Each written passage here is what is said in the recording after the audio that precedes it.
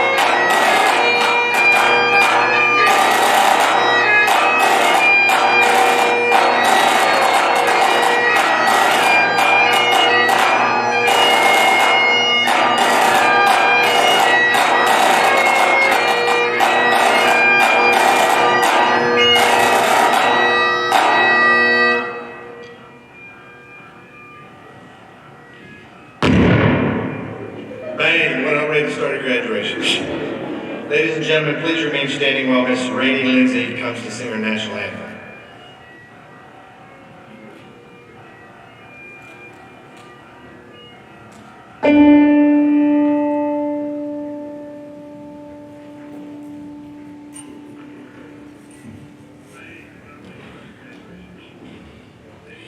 Oh, say can you see by the dawn's early light what so proudly we hailed at the twilight's last gleaming, whose broad stripes and bright stars through perilous fight o'er the ramparts we watched were so gallantly streaming, and the rockets red glare, the bombs bursting in air, gave proof through the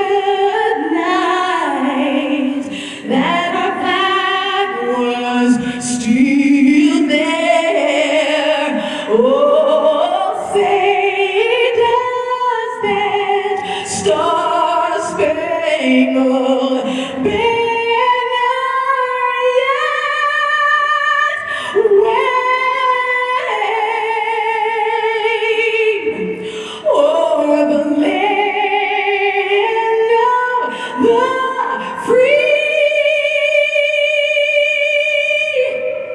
and the home of the brave.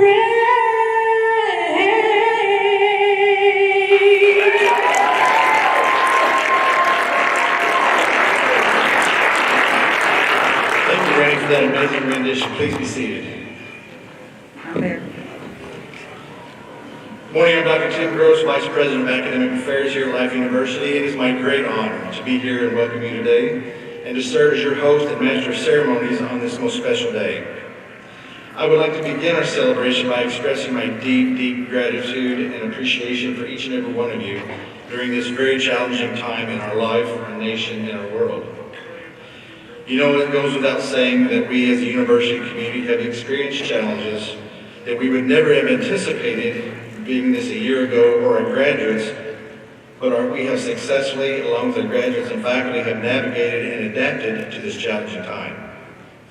The heightened sense of vulnerability felt through the COVID pandemic over these past 9 months has touched each and every one of our lives, and in different ways. Some have been tragically tested. Life University has not been spared of this, as we grieve currently at this time by the passing of one of our very own Board of Trustees, Dr. Tom Clapp, just last week. So at this time, before we begin our ceremony, I would ask that we observe just a few moments of silence to contemplate the significance of this day. In our silence, let's give thanks to all that has brought us to this moment. Let's remember the obstacles overcome, the joy shared with friends and family, and those special people who we wish could be here with us celebrating today, but who are missing.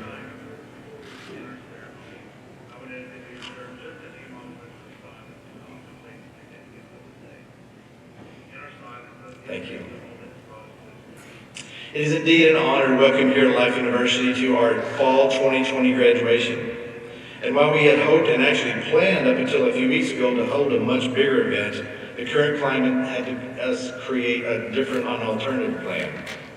Despite that, we did make the necessary arrangements that we may celebrate your years of many hard work and this most significant accomplishment. Well, we've come to that time. It's that time today to celebrate you graduates. As you're going to see, this is a very special group of graduates, so let's get to it.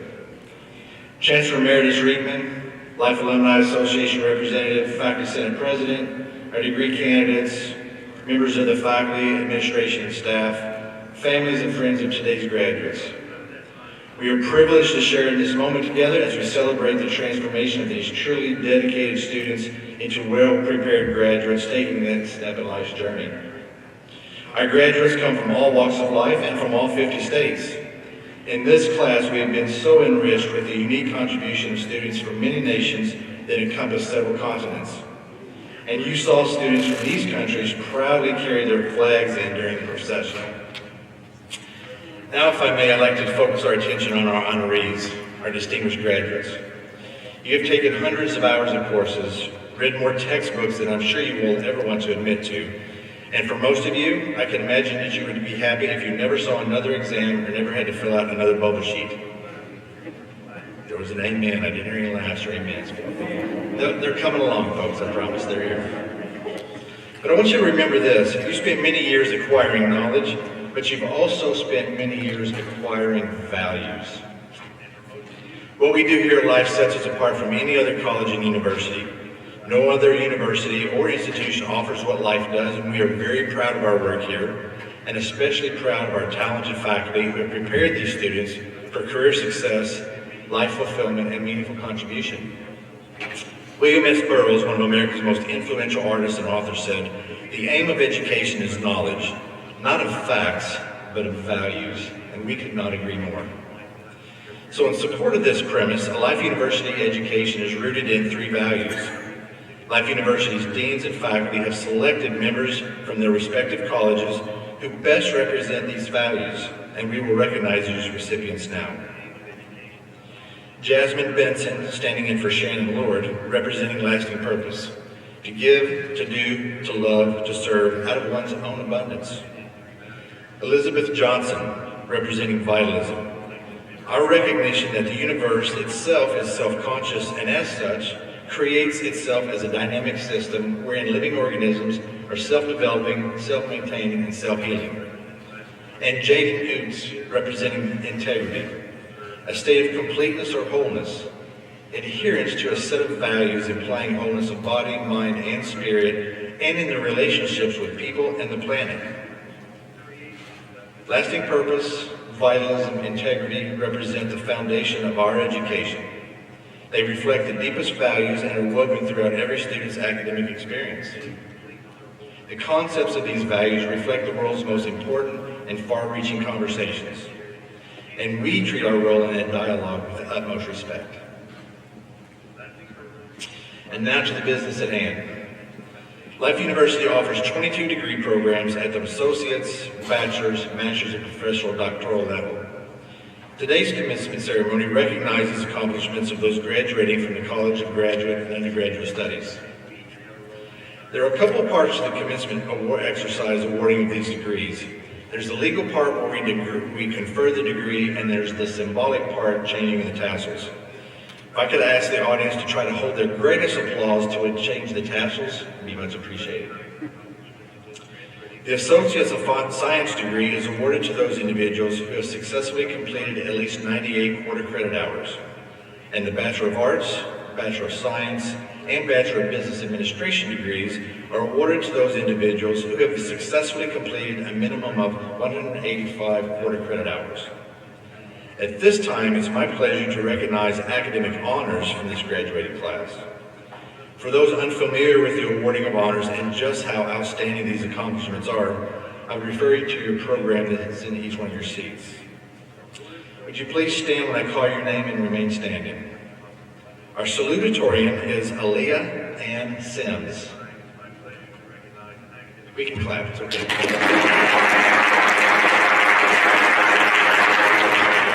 And our valedictorian is Bastion Fisher. Let's give him a big round of applause.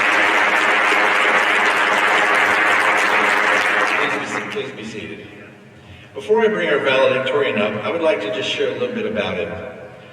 Bastion moved to the United States in 2019 to start his journey at Life University. He is currently also enrolled in the DC program and is part of the Student Success Center's tutoring programs. His next goal at Life University is to walk this stage again in 3 years to celebrate his DC graduation. So at this time, I'd like to invite Bastion to the podium to provide his valedictorian address.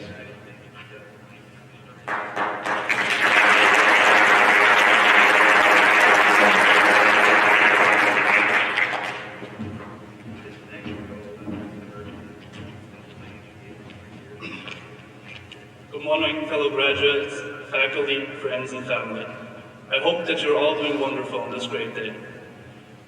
Will be completely honest, I had a hard time getting up today when my alarm rang because I'm tired, I'm burned out, and I have a little bit of a headache going on, which can probably trace back to the celebrations that we did last night, and not the 9 exams that I also had to take this week.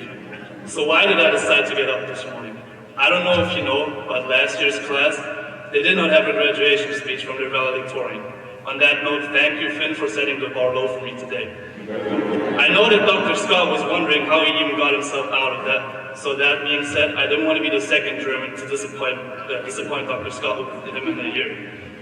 But what really got me to stand here this morning is that this is the day where it's finally all about us. There's no more exams, no more deadlines. So I got up this morning because I'm proud and I feel honored that I had the opportunity to share this day with all of you and represent the fall 2020 graduating class. To me, it is scary to think that undergrad is already over. I still remember how I flew here about 2 years ago. I was 19 at the time, I flew here all by myself, and I was scared. No matter what they tell you, college is scary the first couple of weeks. So I wanted to thank everyone at that point that made me feel welcome when I was all by myself. I wanted to thank Dr. Lamarche for letting me live at his place for a week before I was able to move into the LBO. I wanted to thank Finn and Kjell for immediately welcoming me to the German family here on campus. I want to thank Sydney for always taking care of me when I needed it the most. I wanted to thank Miss T for helping me plan my schedule and helping me transfer all my credits. I wanted to thank everyone that has been part of my journey so far. Professors, students, you name it. This has been an amazing experience, and each and every one of you contributed to the person that I am standing up here today. I also want to thank my parents and everyone else in my family, and although they're not here today, I know that they will always support me, no matter what, and I'm forever grateful for this. I just want to let you know, I love all of you. Hallo Mama, hallo Papa, Moni, Rainer, Theresa, Moritz. Ich weiß, dass super von oben zuguckt und ihr von zu Hause. Ich habe euch alle ganz lieb und ganz warm erwartet, euch endlich wiederzusehen. I hope that didn't scare any of you. I know German isn't the prettiest language. I probably should have given you a quick warning. I just had to repeat myself so that everybody in my family would understand back home who doesn't speak English. This year has been an extraordinary, to say the least, and I think we all have learned that nothing is certain these days. So to slowly wrap up, I would like to tell you a story about one of my friends back home. So now listen carefully. He's 20 years now, and he died this year at the age of 19. He was diagnosed with a rare autoimmune disease, and the odds of him surviving were pretty much against him. Even I thought that I knew that he was going to die. I lost hope. But even if everyone around you loses hope, hope is never really lost until you stop believing yourself. He never stopped believing. He might have been pronounced dead, but he kept on fighting, and he never lost his hope. I strongly believe that is the sole reason he is alive today. So why am I telling you this? All of us are going to enter new stages of our lives right now, and we're going to start from scratch again. We made it through part of college just to move on to our next steps, but we have to start at the bottom of the ladder. The one thing that I want to give you on your way is that every single one of us has the ability to change lives, whether it's your own or someone else's. And even if we go out there in the big wide world, and we don't have the support or people that believe in us, you still have the ability to make an impact. All you need in order to succeed, you already have. You already had it before you started here in life. It's called self-belief. Believe in yourself just like my friend did. He changed his life this year. He came back to life. So to speak, he was reborn. And seeing his fight and what I learned from it, I can say that he changed my life too. So I want you to hold on to this thought. You can make it through the hardest of times, even through death, if you just believe into yourself. Thank you.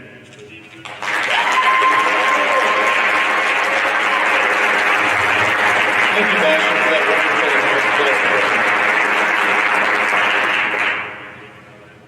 At this time, I would like to recognize the candidates for the associate and bachelor's degree. So candidates for the associate and bachelor's degree have completed all academic requirements of Life University and have come highly recommended by the faculty and administration to receive their degrees. Candidates, please rise.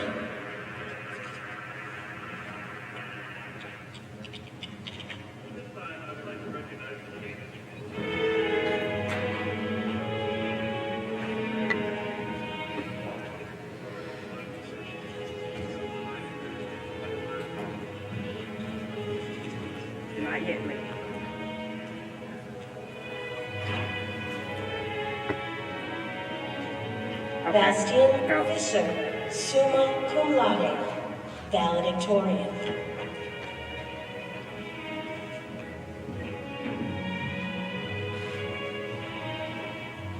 Aaliyah Ann Sims, summa cum laude, salutatorian.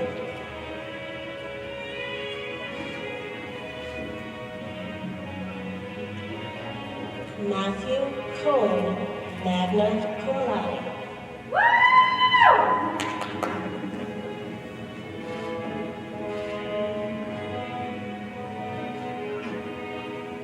Brigitte Elena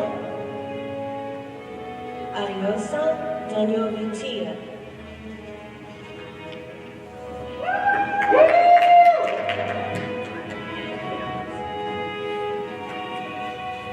Destiny Lachey Benton.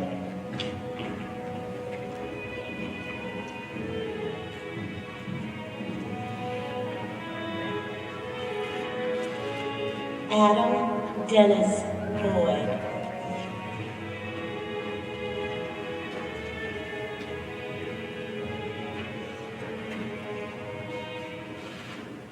Dr. Jonathan David Bryson.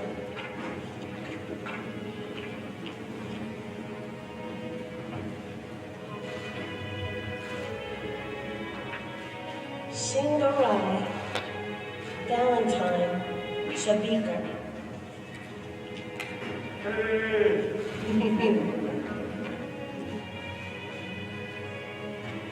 Mikhail Alexander Kodanich.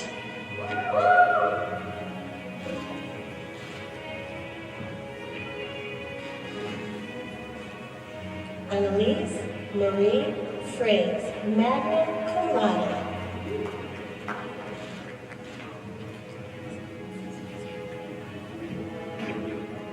Jade Morgan Garcia.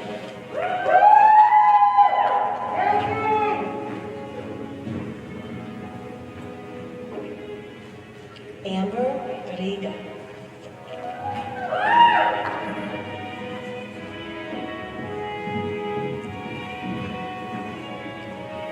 Jacqueline Alexandra Johnson.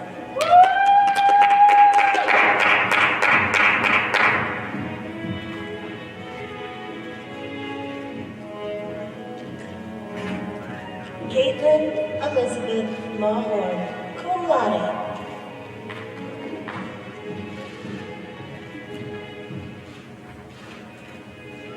James Matheson.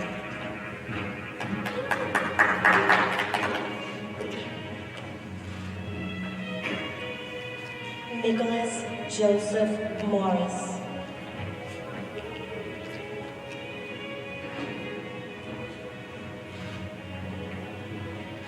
Juan Carlos Nabor.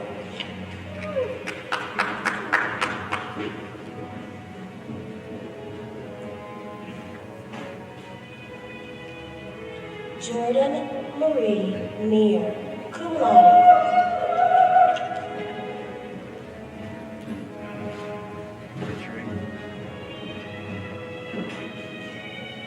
Jaden Haley Boots, cum laude. Whoa, hey girl.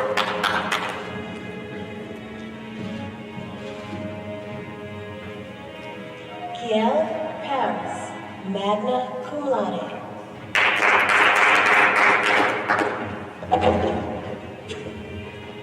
That was good. I've never done that before. Thank you. Isis Paola Rivera, cum laude.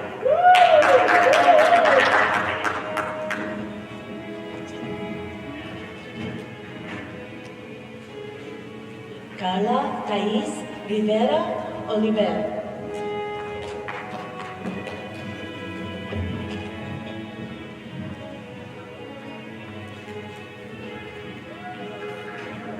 Sarah Bradley Rollins, summa cum laude.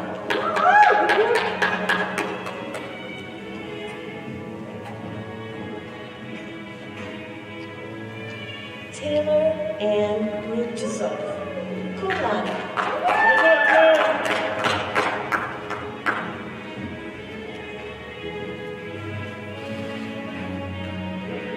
Sydney Rutkowski, cum laude. Let's go.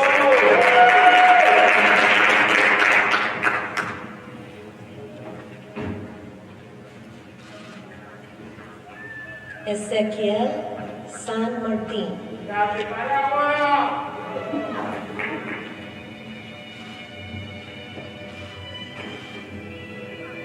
Cameron James Tibbetts.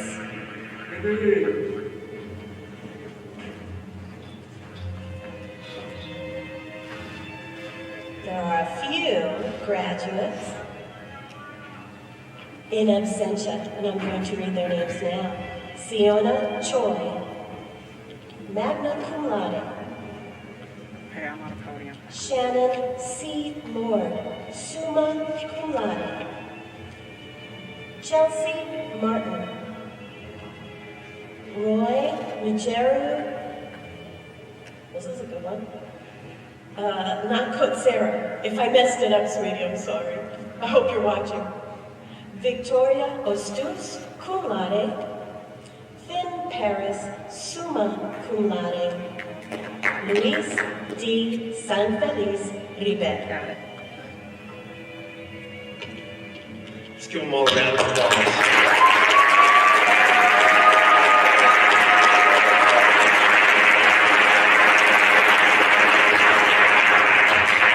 Now, if we could ask all of the degree candidates to please rise.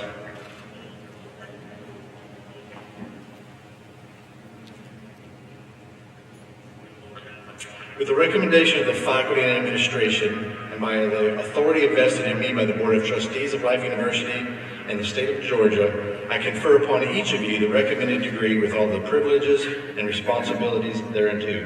Congratulations. Present yourself to the assembly.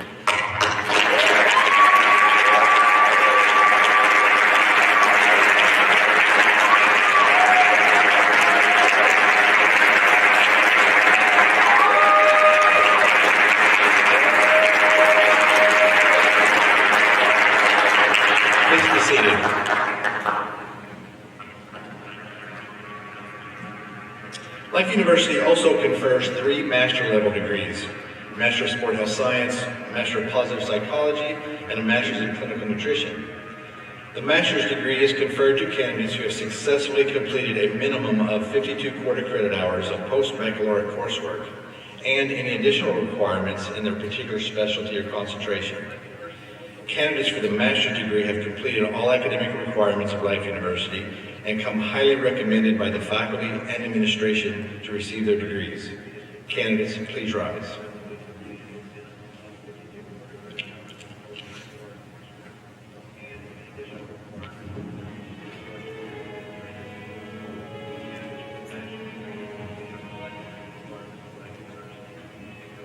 Go widescreen. Go widescreen.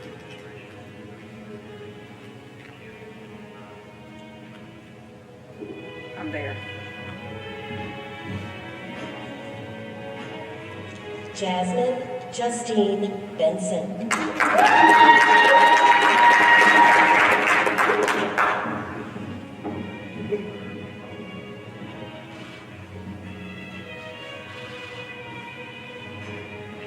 Michael Vincent Davis.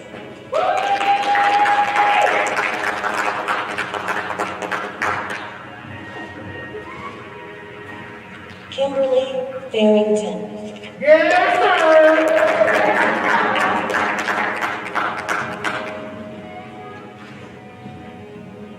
Karma Hill.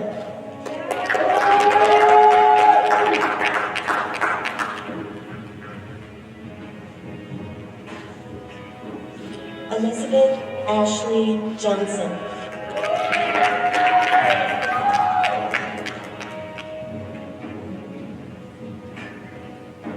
Tracy LaFave.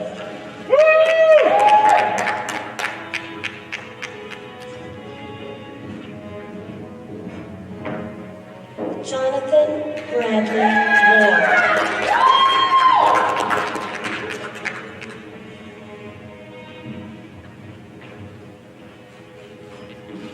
Marcella Dominique Moss Mack.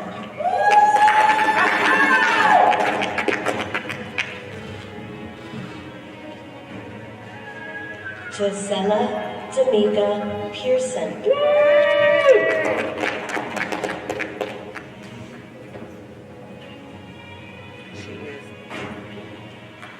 Alexandra M. Trahan.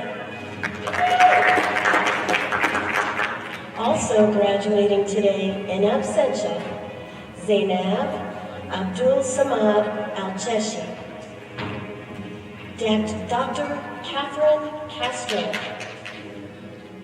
Cindy Margaret Barlow. Lindy M. Moore.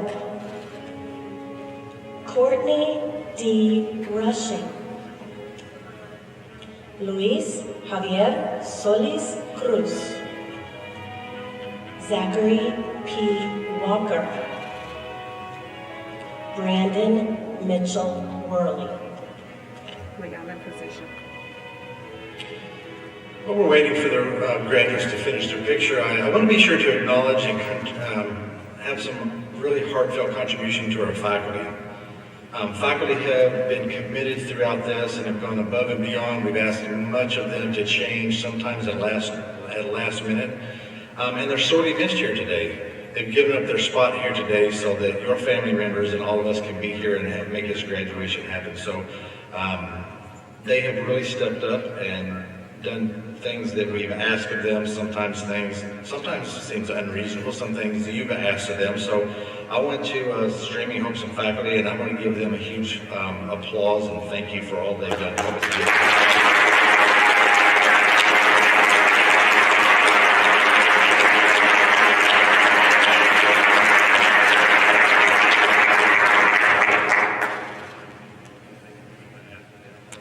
That's right. I think, are we all back? Okay. With the recommendation of the faculty, administration, and by the authority vested to me, I would ask the master's degree candidates to please rise.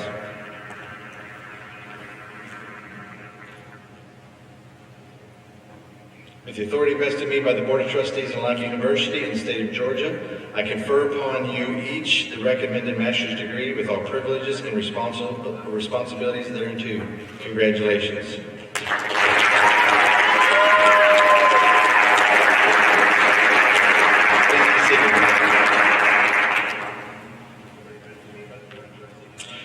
past several months now, during your remote instruction, being back in your hometowns or your home countries, we have come to appreciate that being a community does not necessarily mean you have to share proximity.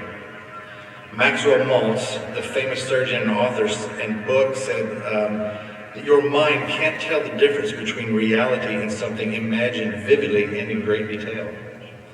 So during those days and months ahead, when you begin to feel distanced and missing your friends and family and faculty members at Life University, I want to offer you a little something from our friends, Mr. Ontario Bland and Ms. Randy Lindsay, that you can use as an anchor to help remember your times here at Life vividly and in detail.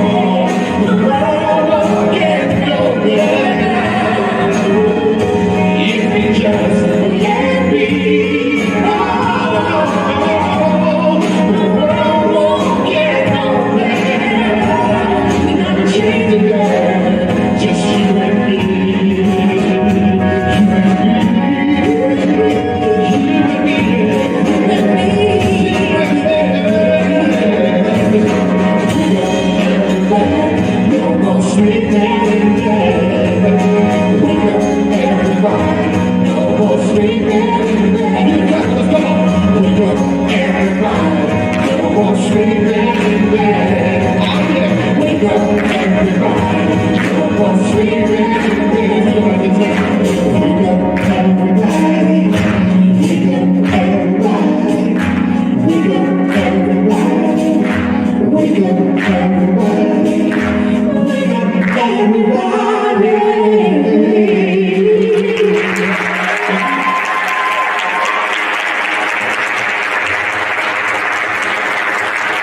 Thank you for making our graduation extra special. That was very fantastic. Thank you. It's now my pleasure to introduce our commencement speaker for today's ceremony. He is certainly someone who needs no introduction here at Life University. He has served the chiropractic profession for over 40 years as an innovator, educator, and the president of 2 institutions, including Life, where he served for 15 years as president and chancellor. He has since stepped back from administrative responsibilities and was recently bestowed the honorary title of Chancellor Emeritus. It is my great honor to introduce Dr. Guy F. Riegman.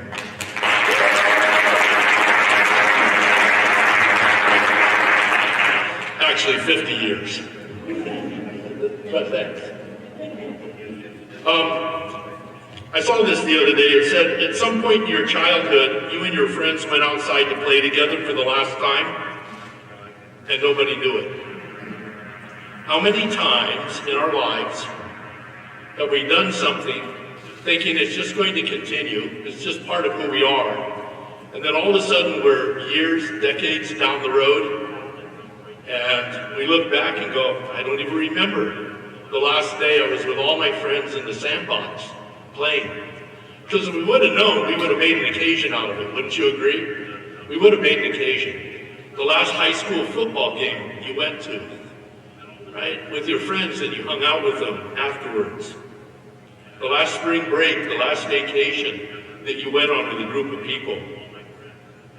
As a dad, I remember as a single parent raising 2 daughters, and all of a sudden I thought, there's a whole lot of volleyball games left, and there weren't. It was the last one. And didn't really even recognize it at the time and its importance until I looked back. Now there were some that I was really happy to see go by, like the last 6th grade Christmas pageant. I was counting those down. I had them on a calendar going, only 3 more of these. But for the most part, these beautiful things in life, we forget that there are moments in time that exist only in that moment in time. And this is one of those moments. I'm already intrigued by today's get-together. While perhaps to the contrary in the room, one of the things I ask students when they get to orientation is how many of them believe that the human race is filled with passion. And I have to tell you, we're filled with passion. You see children every day filled with passion. They don't need 7 cups of espresso to get started in the morning. Man, they wake up and boom, they're 100% right from day one, and they go full out all day long, don't they? Full out all day long. You know what? We are a passionate species until someone tells us not to be. But right underneath the surface is this amazing passion that we have for our lives and making a difference in the world. So this is a special occasion to me. This isn't just something, that COVID drove us into. This is a unique opportunity for us. And I've already seen some unique things today. First, Dr. Rock.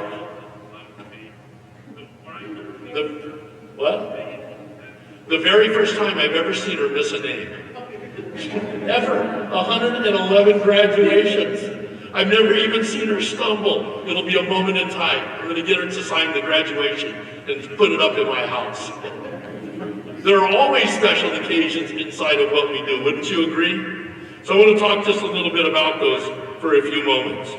And by the way, this is different than that quote about if you knew this was the last day of your life, what would you do with it? I've always thought that was kind of an odd, hokey thing. Because if I knew it literally that I only had 24 hours left, I'd go take all the money I had out of the bank, I'd spend it all, I'd get on a private jet, I'd eat more ice cream than would be humanly possible. I wouldn't get up and work out in the morning. I'd actually make some calls to people that I wanted to tell off for a long time, give them a good piece of my mind. If I knew I only had 24 hours left to live, I'd do a lot of things.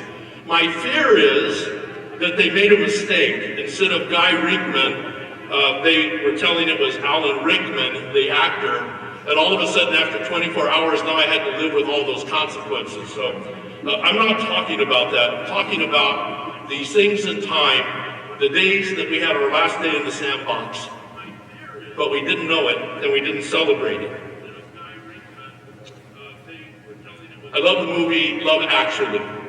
It's that time of year where we crank it out. I just saw recently, it's voted one of the top 3 Christmas movies of all time. And I love the introduction, the voiceover, where he's talking in the airport about all the people that are being greeted by friends and relatives and family. And you don't see when you're meeting people in an airport like that, people arguing with each other. You see expressions of joy and happiness. And he made a comment in this voiceover, Hugh Grant did, about on 9/11, the plane that was turning around and flying back that was supposed to land or fly into the White House. And the passengers on board decided, even though they knew it was all of their own demise, that they were going to stop this plane. And they knew that they were all going to die.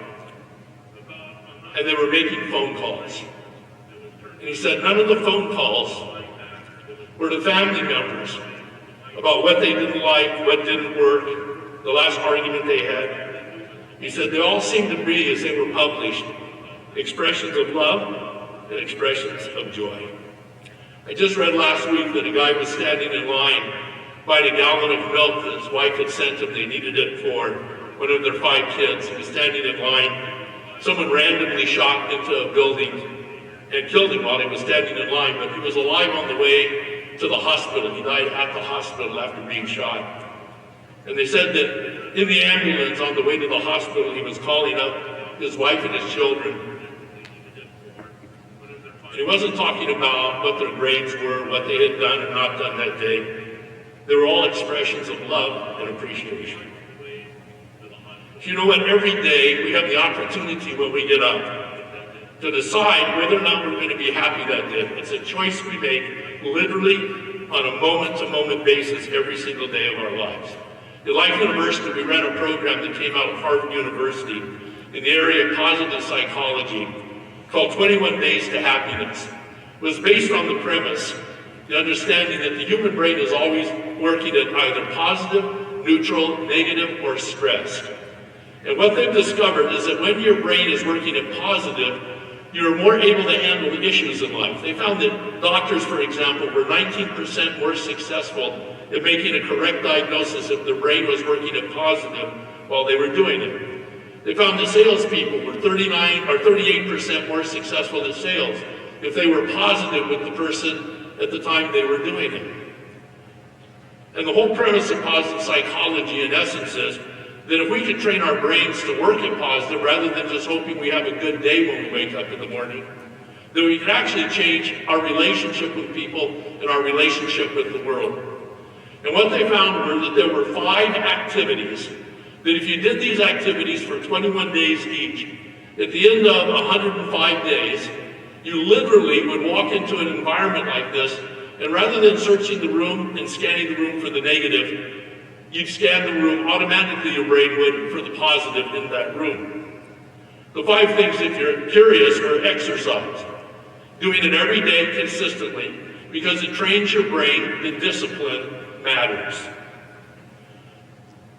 21 days of a few minutes of prayer or meditation in the morning to stop the craziness of multitasking in our world, be able to focus for a few moments on the world around us. Number 3 was gratitude. Sending out 3 emails a day to people that you're thankful for who did something special for you that day. Acts of kindness. For 21 days, doing an act of kindness every single day. And the last one, journaling. Writing down our positive experiences during the day so our brain can relive them. They found that if you do these 5 acts of positive thinking, so to speak, that in 105 days you literally can train your brain, be looking at the world in the positive and be more effective in the world. But then, ... I think it said the greatest of these is love. The greatest of these is love, and I would add appreciation. I remember my dad, who passed away a few years ago, a couple decades ago actually. Wonderful chiropractor, giant, kind, gentle soul. His whole life was about three things: his family, his church, and his chiropractic office, seeing patients. My sister and brothers and I had sat around on various occasions trying to think and talk about one time where we ever saw our dad outside of those three issues. He was so clear on what he was up to in life. And we can't think of one single time where he was ever involved in anything that didn't have to do with family, his church, or his chiropractic office. But my dad also grew up in that generation, even though we all knew it as kids, where they didn't talk about how much they loved us. I never saw my parents kiss, for example. I never saw them hold hands, and yet I know they loved each other and were together almost 6 decades. I grew up in that generation where we like to talk about those kinds of things. So one Sunday, I remember, after admonishing a group of people at a seminar, that they needed to go home and call someone up who was important to them within 24 hours and tell them how much they appreciated them. And I said, I can't do this myself, or to ask them to do if I don't do this myself. So I went home, called up my dad, got him on the phone. He had no idea what was coming, and couldn't have given me an opening even if he wanted to and knew what was coming. And I remember blurting out, Dad, I love you. And it got really quiet on the other end of the line. And then I just started talking to him about all of the things that he had meant to me in life.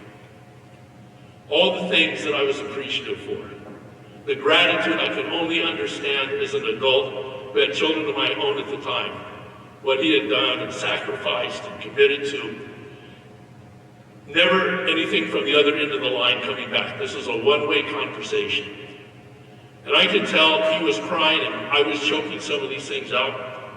And then surprisingly, without knowing it, and I found this sense to be true in every case, there was a moment when everything had been said. And it just snuck up on me. There was not another sentence that was coming out that had anything to do with this. And there was the longest pause, because we always wait for a response when we're communicating with people. If you try this, and I'm going to ask you in a minute to do it, but you don't wait for a response. This is a one-way street of you expressing appreciation and gratitude. But I didn't know at the time. And there was this long, long pause. And finally he broke it and said, "Great, want to talk to your mom?" I have to tell you, my hugs with my dad were great up to that point. They were extraordinary from that point on for the rest of his lifetime. I was telling that story on a tour we were doing called Make Your Life Extraordinary. We talked to almost 30,000 people in a 2-year period in seminar rooms like this with anywhere from a few hundred to a couple thousand people. And I remember that I was in Sacramento, California, lecturing to about 750 people one night. And chiropractors would bring patients from their office. And I remember on the front row, there was a guy that over the 3 hours we were doing this presentation just was not getting into this at all. This kind of thing. And you could just tell he did not want to be there. Did my gig. The other 749 people in the room had a great time, not him, apparently. Got up and left. The next weekend I happened to be doing another presentation in Phoenix, Arizona. And the chiropractor whose office he was a part of happened to be in Phoenix, Arizona for various reasons that night and decided he'd come by the presentation again. So after the presentation, he came up to me and he said, did you notice last week when you were in Sacramento, the guy sitting on the front row? I said, you couldn't miss that guy. He was really tipped. He said, yeah, the only reason is he came, his wife made him. He didn't want to be there. And in fact, during the week when we were inviting people to come to the evening, our special occasions, the staff had a whole conversation about not inviting him intentionally. We just didn't want him there. He's just this cloud everywhere he shows up. When he walks out of the room, everybody's depressed. And we just decided it wouldn't be good to have him there that night, but his wife made him come anyway.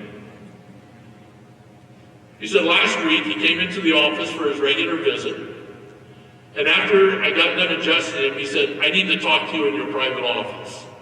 And he said, oh no. He said, in my mind, I said, I do not want to get trapped by this guy. I've got a good day in front of me. And the guy was just insistent. And so he wound up in his private office with this guy, and as soon as the door was closed behind them, this old cranky guy started to cry. And he said, last week I was in Dr. Reekman's presentation. I didn't want to be there. My wife made me come. And at the end of it, he said, I want you to go call someone in the next 24 hours that you need to tell them that you love and appreciate them. He said, I haven't talked to my son in 17 years because of a falling out we had. He said, since then he's had 2 children. I've never met my grandchildren. He said, last week after Dr. Reekman's presentation, I called up my son. And he said, we're getting together this week. B.J. Palmer said, you never know how far-reaching something you may say, think, or do today will affect the lives of people tomorrow. You know what? Asking you to walk out of here today, students, if you look around, this is the sandbox you've been in for the last 2 to 4 years. Faculty, other kids in this room, graduating with you, all the kids you've been playing in the sandbox with, along with the kids that are faculty titled, administrators.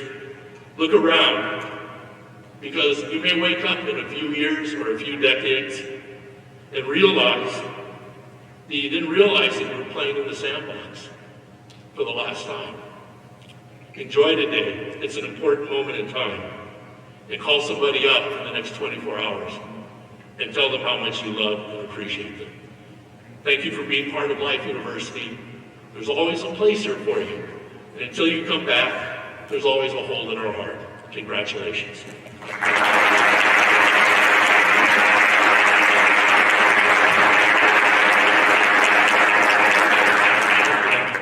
Thank you. College of Graduate and Undergraduate Study degree recipients, if you're ready for your next sandbox, please rise.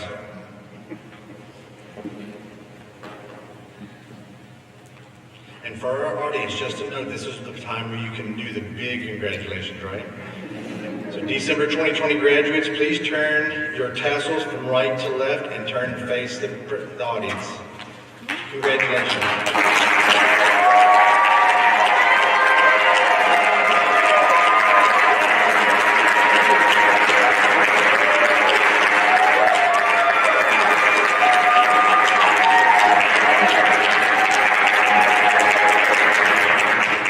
Graduates, please be seated. It's good. I'm looking at it on. In closing, our celebration today is an acknowledgement of your personal accomplishments in your studies here at Life. It is also a recognition that you have now all entered a regrettably very small club, adults who possess a college degree. You spent those years acquiring knowledge of values and knowledge of facts, but it's important to remember, however, that knowledge alone will not change the world. The application of that knowledge will. Bob Riley, a former governor of Alabama, said it so well. One can make a difference, and in fact, not only is it possible for one person to make a difference, it is essential that one person make a difference. And believe it or not, that person has to be you. So if you fail, never give up, because fail only means first attempt at learning. End is not the end, and in fact, end only means effort never dies. And if you get no as an answer, remember no means next opportunity. So enjoy today, but tomorrow there's work to do. Congratulations.